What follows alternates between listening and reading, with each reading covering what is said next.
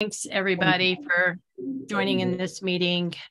Sorry that I am here via Zoom, but I'm out of town, but want to continue this conversation. So I think it's pretty important. I think that we're here today to talk about affordable housing.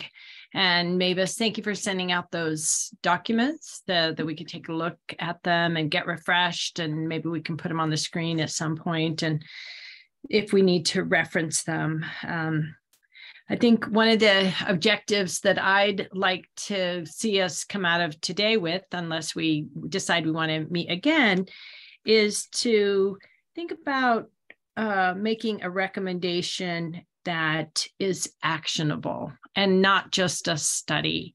But I know we had said we wanted to have an affordable housing action plan or an affordable housing study as one of our goals. But to me, that's not quite as actionable as maybe some more specifics.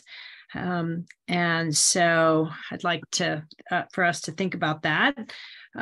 We may need to think about locations and changes in the zoning that we might want to recommend. So I think let's think about a bias towards not about what we can't do, but about what we can do and how do we get some things done. Because I think we've talked a lot about what we can't do, but I'd like to focus on what we can do and maybe where do we want housing? What are thinking about some other questions like where are we thinking about increasing density? Where is that acceptable? Michael's not here today, but just as a reminder, he often reminds us that VMTs, that 22% of the total VMTs are comprised of people who go to service the workforce or the residential housing. So anyway, I just wanted to kind of give you a couple of points to think about as we go forward in our conversation today. So thanks. And Kara, do you want to give a quick overview? So really, I think the intention is like we did with the TDR discussion, right? It's all of your creativity. It's what comes out of this we'll bring forward as a possible consideration to be included in the meeting on May 17th. And I just wanted to give a little bit more framework of why this discussion from the staff perspective is really valuable right now. I think you all can read the land use policies that were shared out, what's in the master plans, kind of what has historically been in the land use code. And it's very much been housing is in the UGB, right? And it's all about, limiting sprawl, keeping distinct communities between Aspen and Snowmass and Basalt, and really ensuring that any of that density is happening where there's services and infrastructure.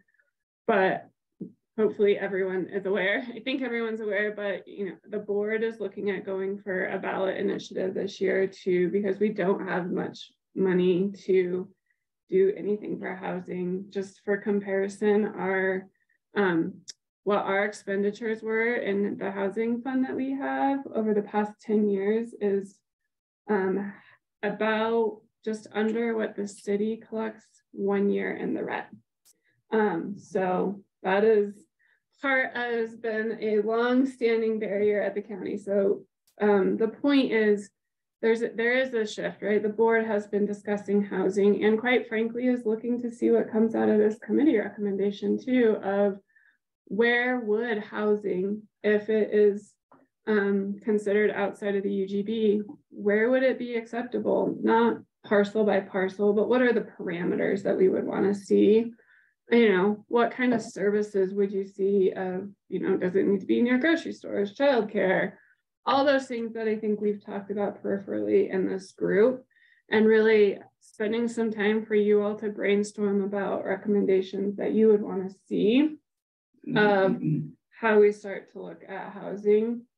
And I think the only other thing before I hand it over to Miles as we start to jump into is, you know, the land use policies. There's a lot of really good pieces to think about when we talk about housing. So much of the county's history has been in the preservation, right? So it's buying down the mobile home parks, Phillips, Aspen Valley. And so it's really been in that preservation is where housing outside the UGB has traditionally been, in preserving the existing stock.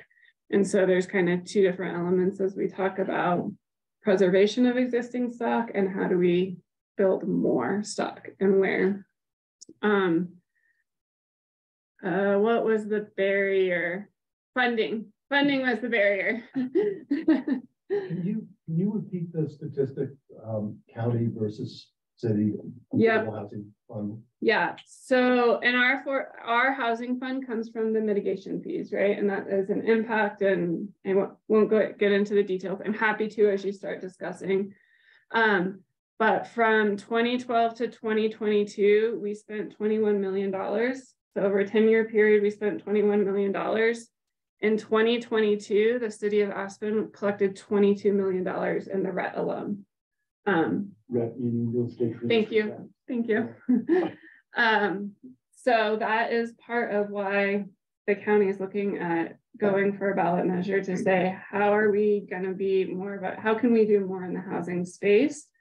But really looking to some of this committee of, what does that mean? I think everyone recognizes we're not going to build housing up and down the Highway 82 corridor. There needs to be parameters of where is it acceptable